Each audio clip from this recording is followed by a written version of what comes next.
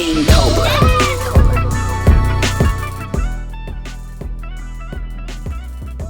Here's something really important.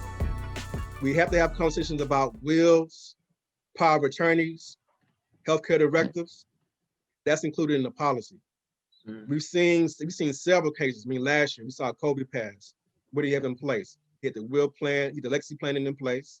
We saw Chadwick Boseman, Black Panther, no will in place. No, none of that stuff is in place. So I have a question.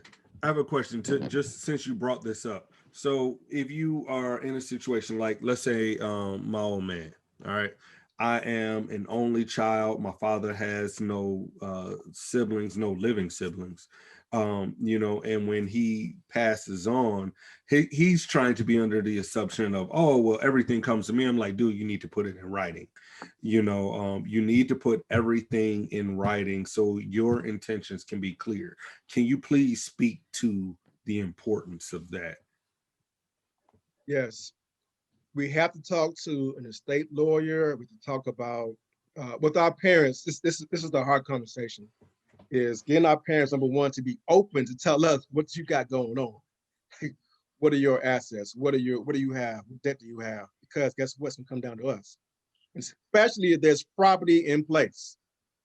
Okay, we're gonna miss out on transferring land if we don't have serious conversations with our parents and our grandparents. Like, we got to have these conversations. I'm no longer the baby anymore.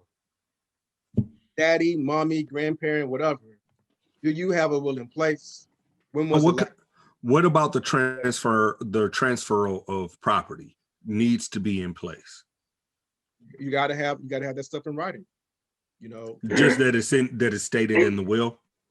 Either in the will, or if you have a trust, whatever it has to be in some kind of form of writing. It has to be notarized. It has to be in writing. Okay. Sometimes you hear that wills can be contested, but the fact that you have it in place, you can avoid probate court.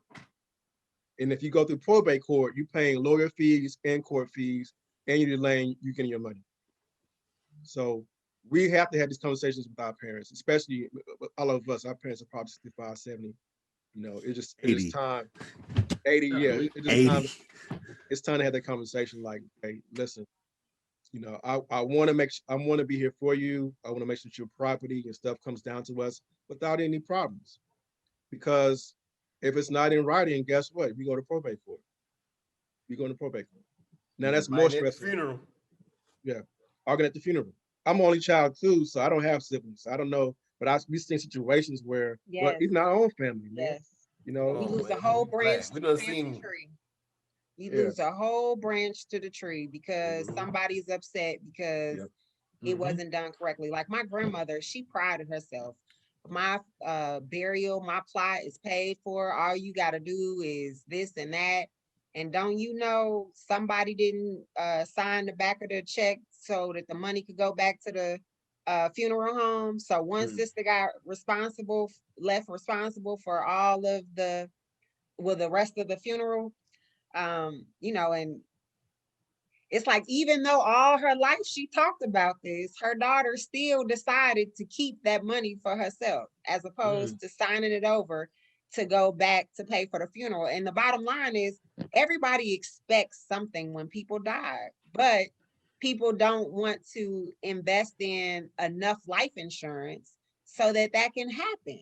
Number one way to pass on the life. And it's like in other communities, they are like, oh, I'm the oldest living person in the family. A baby is being born. I'm going to take out a life insurance policy on myself. And when I pass away, that baby is going to inherit well, but we don't talk like that.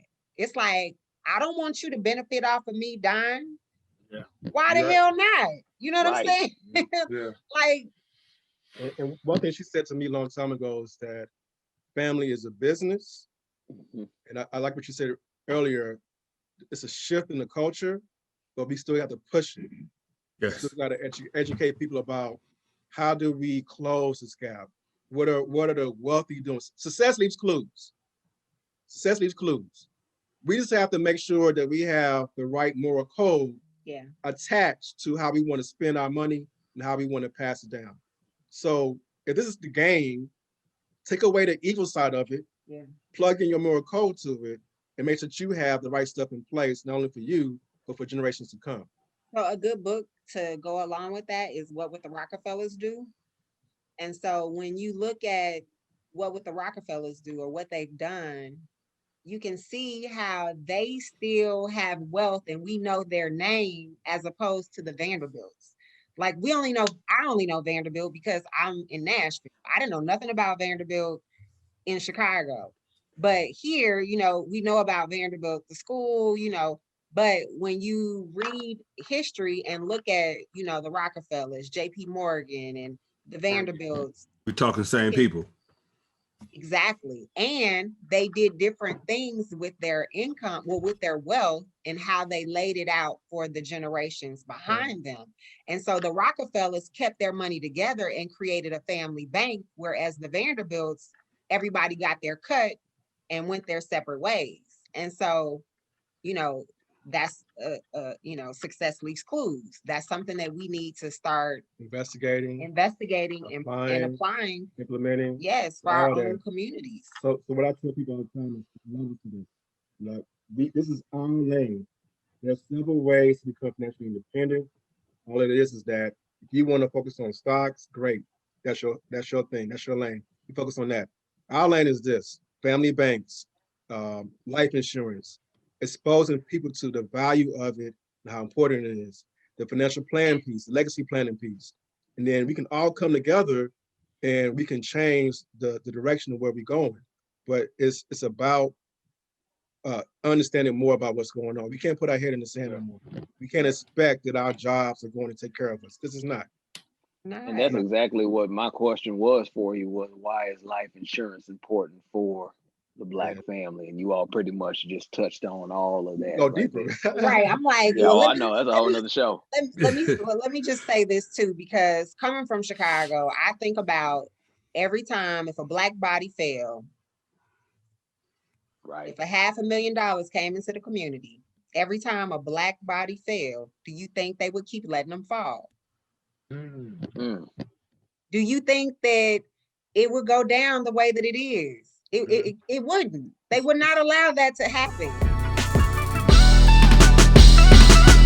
King Cobra.